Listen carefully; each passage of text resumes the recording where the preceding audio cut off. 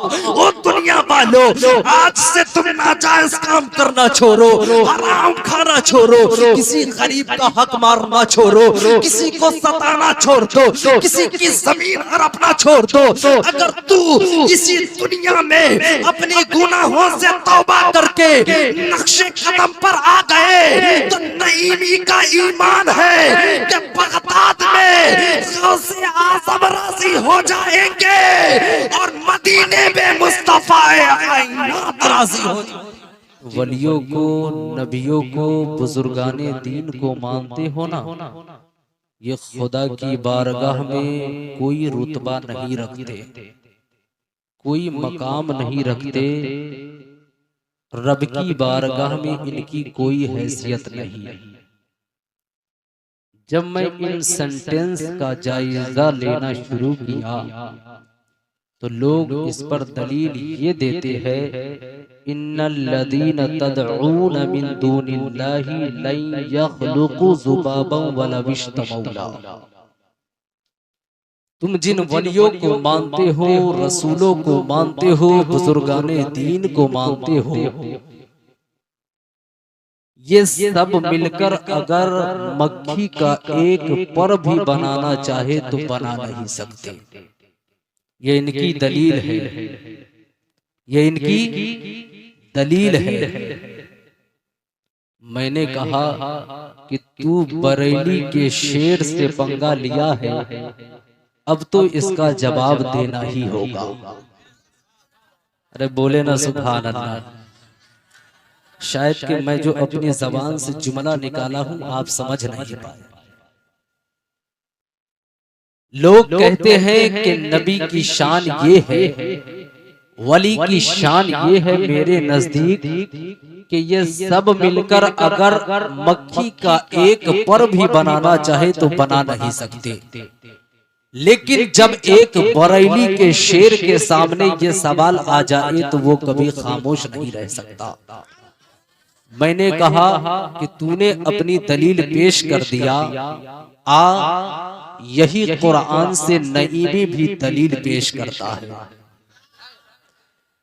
मैंने कहा तुम अपनी दलील पेश कर दिया, लेकिन इसी कुरान में रब कहता है यौमा नहशुरुल मुत्तकीन इलर रहमानि वफ़दा, यानी कयामत के दिन रब्बे कदीर अपने बुजुर्गाने दीन को, अपने वलियों को कयामत के दिन दूल्हा बनाकर उठाएगा, दूल्हा बनाकर उठाएगा। और जो दूल्हा होगा रब की बारगाह में, ये कैसे हो सकता है कि रब की बारगाह में कोई अहमियत नहीं रखता हो? ये अजीब अलमिया है हजरत, कि कहते हैं जब हम उल्फत की, मोहब्बत की, तकदीस की बात करते हैं ना, तो ये कहते हैं कि ये बरेलवी है। खैर, इन्हें ये मालूम तो है कि जो मोहब्बत की बात करता है वो बरेलवी होता है, जो इश्क की बात करता है वो बरेलवी होता है, जो उल्फत की बात करता है वो अहमद रजा के कदमों से लिपटा हुआ होता है। इसीलिए चाहिए कि मोहब्बत अगर चाहिए रसूल से तो बरेली वाले के दामन से निपट जाओ, यकीनन जिंदगी बन जाएगी। अब जरा गौर कीजिए, रब ने कहा कयामत में वलियों को, बुजुर्गाने दीन को मैं दूल्हा बनाकर उठाऊंगा। आप दुनिया की मिसाल लीजिए और गौर से सुनिए कि किसी की भी बारात जाए, बाराती बनकर जब आप जाते हैं, दूल्हा कैसा भी हो, गोरा हो, काला हो, नाटा हो, लंबा हो, इससे कोई मतलब नहीं, लेकिन एक दिन का दूल्हा अपने उस दिन के लिए वो बादशाह होता है। अपने दिन के लिए जिस दिन वो दूल्हा होता है वो बादशाह होता है, और बाराती लड़की वाले के दहलीज पर अगर पहुंच जाए तो जब तक दूल्हा नहीं आए तब तक कोई खैरियत नहीं होती, ना कोई मिरिंडा, ना कोई थम्स अप, ना कोई स्प्राइट, कुछ भी नहीं, ना मिठाई, कुछ नहीं। लेकिन वाह रे दूल्हा, तेरी आमद होती है, ले मिठाई, ले दावत, ले पकवान, खाने पर खाने।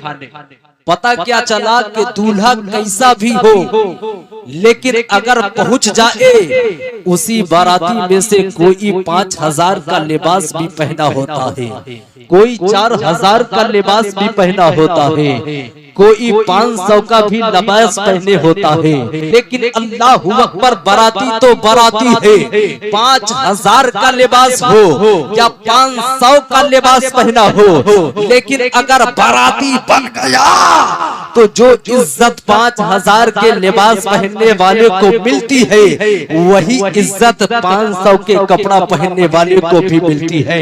इसी तरह इस दुनिया में रहने वाला इंसान कोई खूब परहेजगार है, कोई ईमानदार है, लेकिन इसी दुनिया में रहने वाला कोई इंसान खताकार भी है, कोई गुनहगार भी है। लेकिन याद रखो ऐ खताकार मुसलमानों, घबराने की जरूरत नहीं है, परेशान होने की जरूरत नहीं है। अगर तेरा ईमान मुकम्मल है, तुम ईमान की दौलत लेके इस दुनिया से जाओगे, तो जिस सफ में परहेजगार होगा, मुत्तकी होगा, नमाजी होगा, वलियों की वजह से जन्नत का हकदार होगा।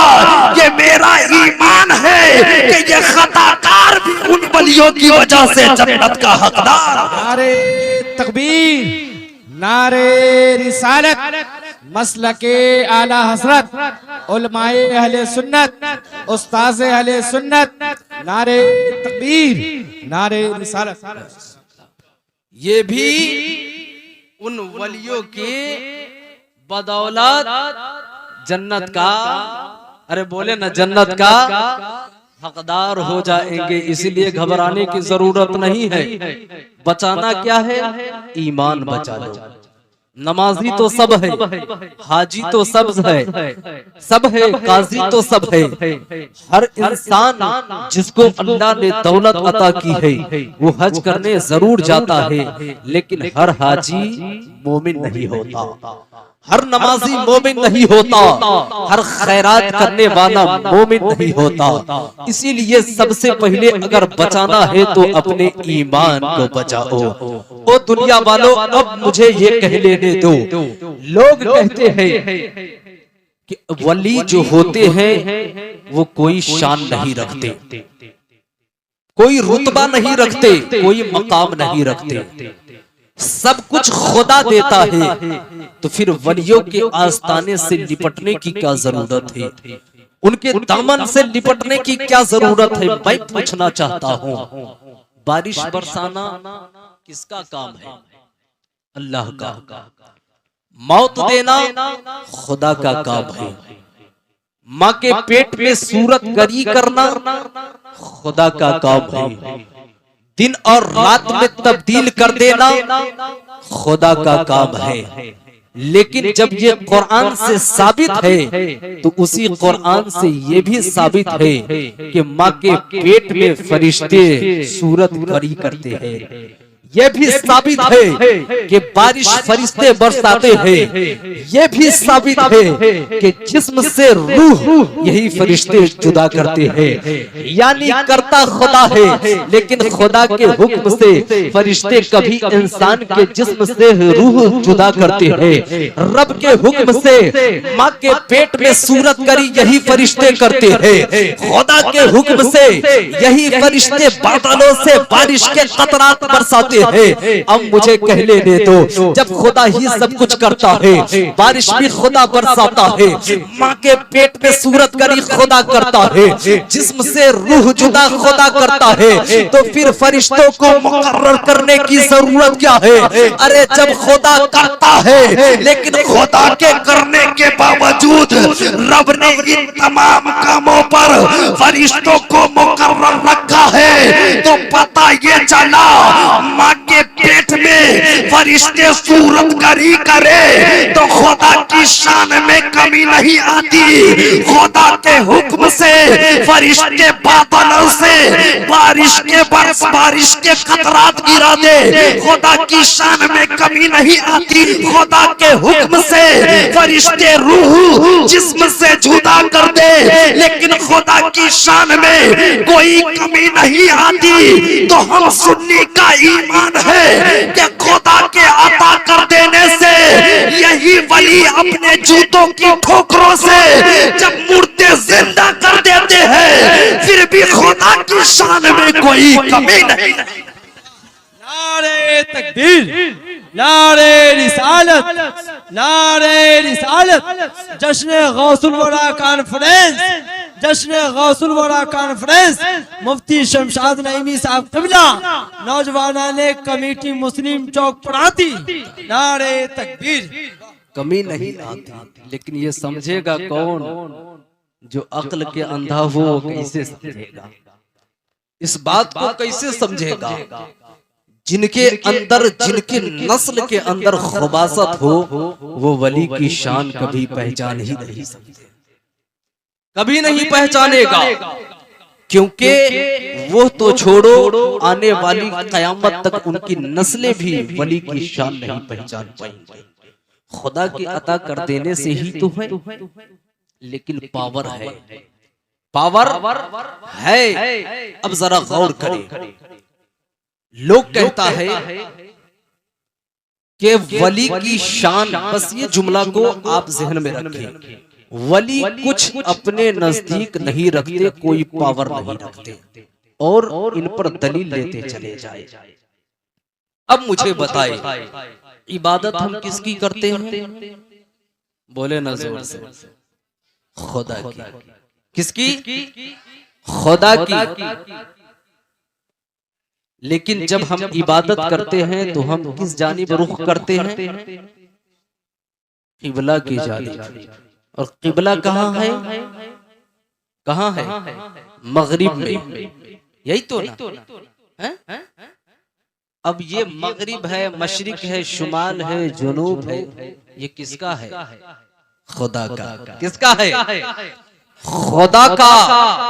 अब मैं पूछना चाहता हूँ, जब मशरिक हो खुदा का, मगरिब हो खुदा का, शुमाल हो खुदा का, जुनूब भी हो खुदा का, तो फिर पश्चिम के जानिब ही क्यों चेहरा करके नमाज पढ़ते हो?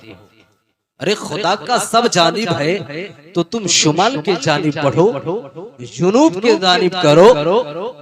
शुमाल से लेकर जुनूब, मशरिक से लेकर मगरिब, जिस तरफ चाहो नमाज पढ़ो, लेकिन क्यों नहीं पढ़ते?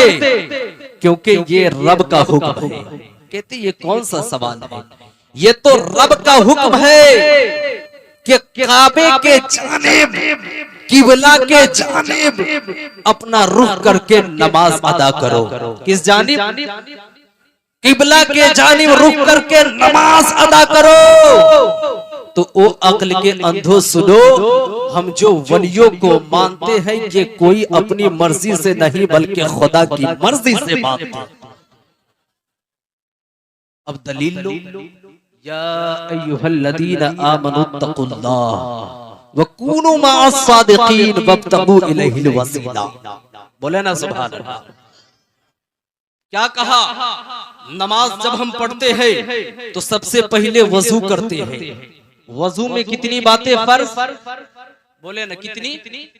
4, यानी जो 4 फर्ज अदा की गई है, जो बताई गई है, जिस बात की तलकीन की गई है, लेकिन वहाँ जो वाव का जिक्र किया गया है, ये जमा के लिए है। ये जमा बता रहा है कि अगर तुम चेहरे के साथ हाथ नहीं धोओगे तो तुम्हारा वजू नहीं होगा। तुम हाथ के साथ मसा नहीं करोगे, तुम्हारा वजू मुकम्मल नहीं होगा। मसे के बाद अगर पाँव नहीं धोओगे, तुम्हारा वजू नहीं होगा। यानी अगर वजू में एक भी फरीज़े की अदायगी में कमी बाकी रह गई तो तुम्हारा वजू नहीं होगा। जब वजू नहीं होगा तेरी नमाज नहीं होगी। ओ दुनिया वालों सुनो सुनो, जब खुदा ने जो फर्ज करार दिया है, अगर उस फर्जियत में एक भी बात की कमी हो गई, तेरी नमाज मुकम्मल नहीं होगी। इसी तरह रब ने कहा कि तू मुत्तकी बन जा और सच्चों के साथ हो जा, लेकिन काजी बन गया, मुफ्ती बन गया, मुदस्सिर बन गया, मुफक्किर बन गया। लेकिन सुनो, अगर तुम खुदा के हुक्म के मुताबिक वलियों का वसीला ना ढूंढा, बुजुर्गाने दीन का वसीला ना ढूंढा, किसी नबी के दामन से ना लिपटा, तो याद रखो जिस तरह नमाज वजू के बगैर काबिले कबूल नहीं, इसी तरह वसीला के बगैर हमारा ईमान काबिले कबूल। माशाअल्लाह, नारे तकबीर, नारे रिसालत, अज़मत कुरान, शान मुस्तफा, शान औलिया कराम, शान औलिया कराम, शान पैगंबराने तूने एक फर्ज को छोड़ा, नमाज मुकम्मल नहीं, तो तूने कैसे सोच लिया कि मुत्तकी बनकर हम मोमिन बन जाएंगे? हर मुत्तकी मोमिन नहीं होता, सच्चों के साथ होना पड़ेगा और रब के हुक्म पर, रब के हुक्म के मुताबिक वलियों को, बुजुर्गाने दीन को, नबियों को वसीला बनाना होगा, तब जाकर आप कामिल मोमिन होंगे। लेकिन आपने सुना है कि गौसे पाक वलियों के सरदार है। क्या है? वलियों के सरदार है। लेकिन गौसे आजम की शान क्या है? आपने सुना ही होगा कि जब गौसे पाक का आलम ये है, तो सोचे उनके वालिदैन का क्या आलम रहा होगा। जब गौस का नाम लेकर लोग अपने ईमान में ताजगी पैदा करते हैं, तो सोचे ये गौसे पाक जिनके बतन में रहे हो, उस माँ का आलम क्या होगा। जिस बाप, ये गौसे पाक का जो वालिद हो, जो बाप हो, उनका आलम क्या रहा होगा। आपने सुना ही होगा एक वाकया जो बड़ा मशहूर है सेब के बारे में। सुना ना कि उनके वालिदे मोहतरम सेब खा लेते हैं, तो उनके दिल में ख्याल आता है कहीं ऐसा ना हो कि मैं जो बगैर इजाजत के सेब खा लिया हूँ, मेरे जिस्म में इस सेब से जो खून के कतरात बने, कयामत के दिन खुदा हमसे कहीं इसके बारे में ना पूछ ले। है ना ऐसा? ये वाकया आपने सुना ही होगा। लेकिन सुने, एक गौसे पाक के वालिदे मोहतरम जब एक सेब खा ले, ये कोई चोरी नहीं है, ये कोई डकैती नहीं है, लेकिन अल्लाह अल्लाह, अगर सेब खा ले तो दिल में ये ख्याल आता है, चलो सेब वाले से पूछ लिया जाए, सेब वाले से माफी तलब कर ली जाए। लेकिन अल्लाह अकबर, ये तो गौसे आजम के वालिदे मोहतरम की शान है। लेकिन आज गौस की महफिल मनाकर बैठने वालों, आज गौसो कुतुब का नारा लगाने वालों, आज उनके दामन में लिपट कर अपने ईमान में ताजगी पैदा करने वालों, आज न जाने कितने गरीबों का हक मार कर बैठे हैं, लेकिन इन्हें ठेकार तक नहीं आते हैं। जरा शर्म तो करो। आज किसी गरीब का सीना चीर कर, उनकी मजबूरियों का फायदा उठाकर, कभी इंसान उनकी जमीन को हड़प लेता है, कभी उनके घर बार को लूट लेता है, कभी किसी के साथ बेईमानी कर लेता है, कभी किसी के साथ गद्दारी कर लेता है। लेकिन वाह रे गौसे पाक, तेरी शान कितनी निराली है, तेरे वालिदे मोहतरम की शान कितनी निराली है। सेब खाया है, कोई डकैती नहीं किया है, कोई चोरी नहीं किया है, लेकिन फिर भी दिल में खुदा का खौफ है। सेब वाले से माफी मांगने के लिए चल पड़े हैं, लेकिन आज तूने करोड़ों की जायदाद हड़प ली है, लेकिन हमें शर्म तक नहीं आती है, जरा खुदा का खौफ तक नहीं दिल में रखते हैं। आज हम जो है किसी की मजबूरी का फायदा उठाकर हम जो है उनको जब पैसा देते हैं, जब रुपया देते हैं, तो मदद जो करते हैं तो सूद प्याज पर करते हैं। हम मुसलमान कैसा है, हमें शर्म तक नहीं आती है। और दुनिया वालों सुनो सुनो, ये सूद प्याज खाना छोड़ो, हरामखोरी खाना छोड़ो। अगर तूने 1 रुपया किसी के साथ बेईमानी की है, इसका तुमको अजर खुदा की बारगाह में जरूर मिलेगा। इसका हिसाब भी तुझे खुदा की बारगाह में देना होगा। और दुनिया वालों, आज से तुम नाजायज काम करना छोड़ो, हराम खाना छोड़ो, किसी गरीब का हक मारना छोड़ो, किसी को सताना छोड़ दो, किसी की जमीन हड़पना छोड़ दो। अगर तू इसी दुनिया में अपने गुनाहों से तौबा करके नक्शे कदम पर आ गए तो नईमी का ईमान है कि बगदाद में गौसे आज़म राजी हो जाएंगे और मदीने में मुस्तफा कायनात राजी हो जाएंगे। नारे तकबीर, नारे रिसालत, बगदाद में कॉन्फ्रेंस, वाह, गौसे आज़म राजी हो जाएंगे और मदीने में मुस्तफा कायनात राजी हो जाएंगे। कब समझेंगे? सीधे गौस का नारा लगाने से हो, गौस की महफिल मनाने से हो। अभी बैठे हैं, अल्लाह का शुक्र है कि तकरीबन 12 बज गया होगा या बजने ही वाला होगा, लेकिन इस महफिल में इतने लोग बैठे हैं। जरा सोचे कि जब तक उलमा कहते हैं तभी तक असर बाकी। सुबह हुई, रात गई, बात गई, रात गई, बात चली जाती है। आखिर क्यों ये बात दिल में क्यों नहीं बिठाते? आज से अहद कर ले कि अगर 1 रुपया भी बेईमानी का हमारी दौलत में है तो उसे फौरन निकाले। जिनका हक है उन्हें दे। आज तो लोग इतनी बेईमानी चोरी करते हैं, तौलते भी गलत है, तौलते तक गलत है। जरा बताए ये मजबूरियां है क्या? ये मक्कारी है। ये गौस से मोहब्बत करने वाले ऐसे काम नहीं करेंगे। अरे गौसे आजम की शान तो ये है कि जब शैतान भटकाना शुरू किया तो गौसे आजम औज़ बिल्लाह पढ़ के जब शैतान के जानिब फूका, वो शैतान अपना दुम दबाकर भागता हुआ नजर आया। ये गौसे आजम की शान है। आपने सुना नहीं? गौसे आजम के फरजंद शेख मूसा रज़ियल्लाहु ताला अन्हु फरमाते हैं कि बाबा जान जब जंगल के जानिब गए ना, जंगल में इबादत कर रहे थे तो शैतान हमला करना शुरू किया। किस अंदाज में? कभी भयानक सूरत में आता, गौसे आजम के करीब बैठता, गौसे आजम को भटकाता, कभी आग के गोले बरसाता। लेकिन अल्लाह अकबर, ये तो गौस है, हसनैन करीमैन की बारगाह से ताल्लुक रखने वाले हैं, ये कहाँ घबराने वाले हैं। अल्लाह अकबर। जब शैतानों ने भटकाना शुरू किया तो गैब से आवाज आती है, ऐ गौसे आजम घबराने की जरूरत नहीं है, मैंने तुझे साबित कदम रखा है, तुझे घबराने की जरूरत नहीं है, इन शैतान मक्कारों को मार कर भगाओ। अल्लाह अकबर। मूसा रज़ियल्लाहु अन्हु कहते हैं कि मेरे बाबा जान गौसे आज़म अल्लाह अकबर जब सफर कर रहे थे, सफर करते करते अल्लाह अकबर पानी के कुछ कतरात लेकर सफर का शुरू करते हैं, सफर का आगाज करते हैं। रास्ता में पानी भी खत्म हो जाता है, पीने के लिए कोई पानी का कतरा भी नहीं रहता है, लेकिन प्यास की शिद्दत बर्दाश्त नहीं हो पा रही है। कुछ दिन का अरसा गुजरता है, प्यास की शिद्दत बेकरार करने लगती है, गौसे आजम प्यास से तड़पने लगते हैं, प्यास की शिद्दत तारी हो जाती है, लेकिन गौसे आजम है। अल्लाह अकबर। शैतान ये देखकर सोचा है, अरे चलो अब गौसे आजम को इसी बहाने भटकाया जाए, इनका ईमान छीना जाए।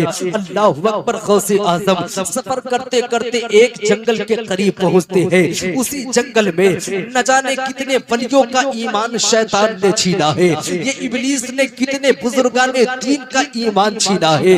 उसी मकाम पर गौसे आजम पहुंचते हैं। गौसे आजम जैसे ही पहुंचते हैं, ये शैतान अपना हमला करना शुरू करता है, मक्कारी शुरू करता है, शैतानियत शुरू करता है।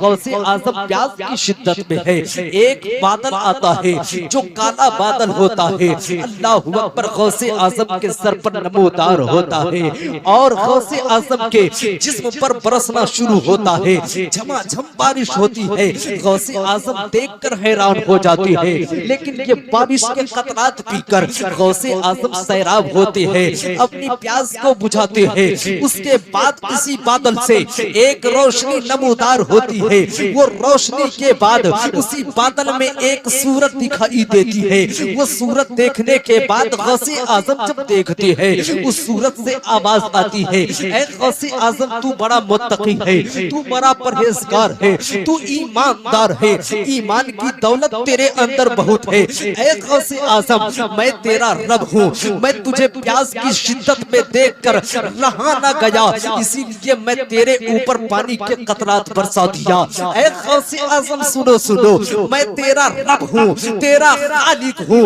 अल्लाहु अकबर। ऐ गौसे आजम तेरी ईमानदारी देखकर, तेरी मोमिन जो तुम्हारे अंदर ईमान की दौलत है, तू जो मोमिनों की मिसाल है, ये देखकर मैं तुझे हुक्म देता हूँ, दुनिया में जितने भी हराम काम है, जितने भी हराम चीज है, ये तेरे लिए आज ही मैं हलाल करता हूँ। अल्लाह अल्लाह, ये तो गौसे आजम है, कोई आम बंदा नहीं है, कोई ऐरू गैरू नहीं है। गौसे आजम ये सुनकर समझ जाते हैं, ये कोई मेरा खुदा नहीं है, बल्कि शैतान मरदूद है। गौसे आजम आऊज़ बिल्लाह पढ़ के शैतान के जानिब फूंक मारते हैं, बोले सुभान अल्लाह। जैसे ही फूंक मारते हैं, खुदा की जात की कसम कहता हूँ, वो शैतान भाग जाता है, उसकी सूरत छुप जाती है, लेकिन बादल से आवाज आती है, गौसे आजम आज तुझे तेरा इल्म ने बचा लिया है।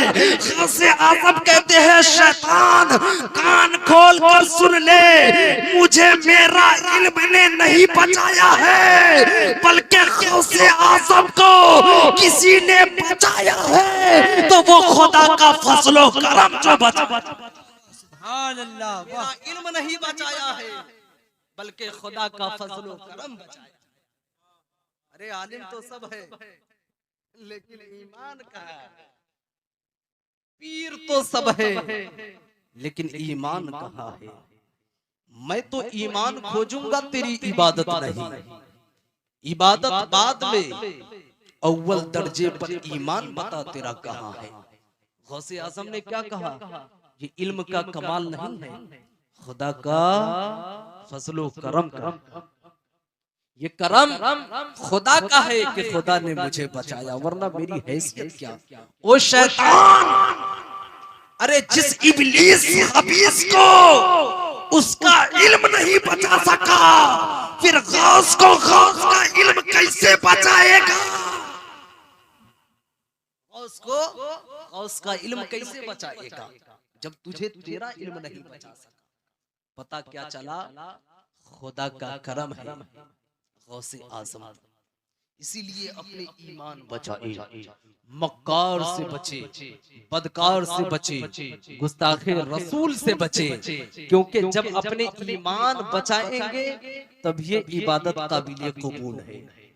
ईमान नहीं तो कोई नमाज नहीं, कोई हज नहीं, कोई ज़कात नहीं। बदबख्त वहाबी देवबंदी से बचे, क्योंकि ये खुली गुस्ताखी हुजूर की शान में करते हैं, खुली गुस्ताखी करते हैं। ऐसे मक्कारों को जब देखो अपनी दहलीज पर, तो उसे मार मार कर भगाओ, क्योंकि जो नबी का नहीं, जो नबी का नहीं, वो हमारा नहीं हो सकता, और जो नबी का होगा, हमारी जान तो क्या पूरे घर बार लुटाने के लिए हम उस पर तैयार हैं।